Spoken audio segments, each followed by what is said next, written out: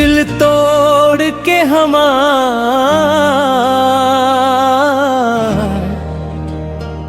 कवन सुख पवलू हो।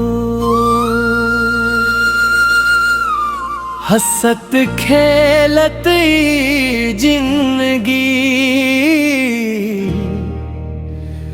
माटी में मिलवलू हो।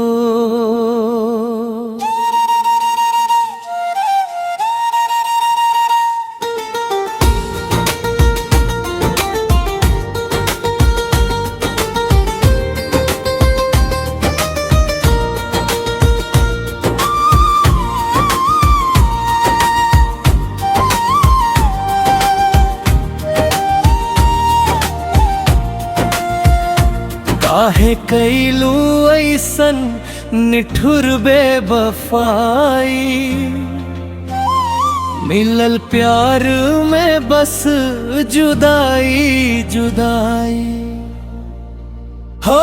काहे कैलू ऐसन निठुर बेवफाई, मिलल प्यार में बस जुदाई जुदाई। कवन कमी रहल हमरा ई प्यार में, जे तू छोड़ के चल गइलू मंझधार में। अखिया से लोर बहे कटे नाई रतिया, याद आवे खाली तोहर बीतल बतिया। याद आवे खाली तोहर बीतल बतिया।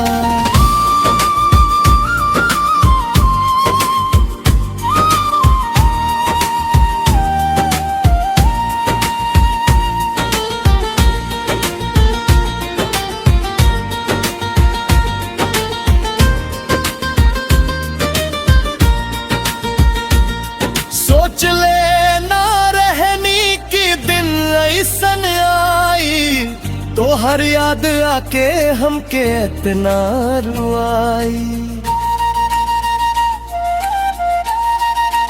हो।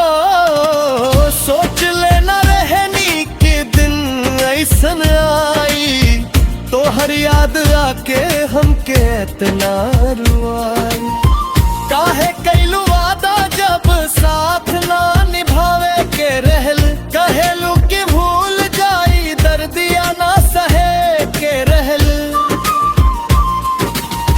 जीते जी तू तहा हमके लाश बना देलू, हसत ई चेहरा तू ता माटी में मिलवलू हो।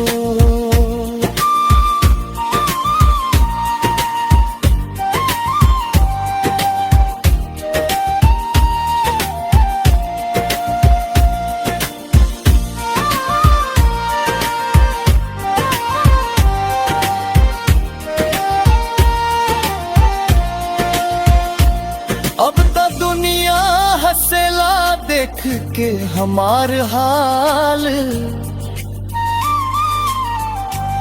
काहे कैलू हमरा संगे ऐसन तू चाल।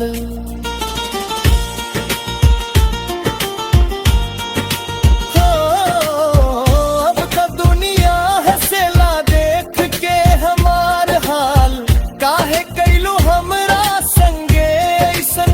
चाल।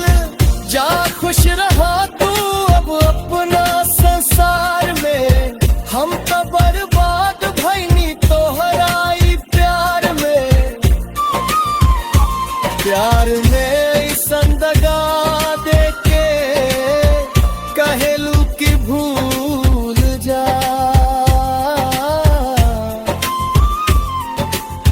हमरा के रोत छोड़ के कैसे तू खुश रहलू हो। हाँ कैसे तू